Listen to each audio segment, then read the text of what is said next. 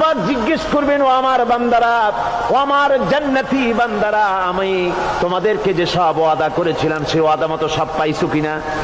আমি ওয়াদা করেছিলাম আমার জন্য রাত জেগে যদি তাহাজ্জুদের নামাজ পড়ো, নামাজ রোজা হজ যাকাত যদি করো, আমার দিন কায়েমের জন্য যদি আন্দোলন করো, রক্ত যাও, আমার জন্য যদি কষ্ট করো, শহীদ হও, তাহলে আমি তোমাদেরকে জান্নাত দেব। যত ওয়াদা করছিলাম তা পেয়েছো কিনা?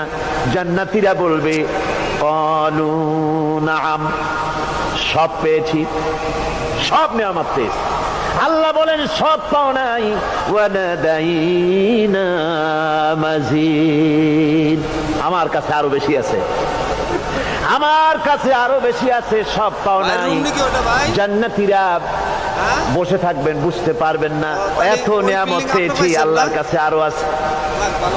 আল্লাহর নবী তখন মুখ খুলবেন, নবীজি বলবেন রব্বুল আলামিন, জান্নাতীরা বলতে সাহস পেতেছে না, সব পেয়েছি ঠিকই, কিন্তু যার জন্য গভীর রাতের আরামের ঘুমকে হারাম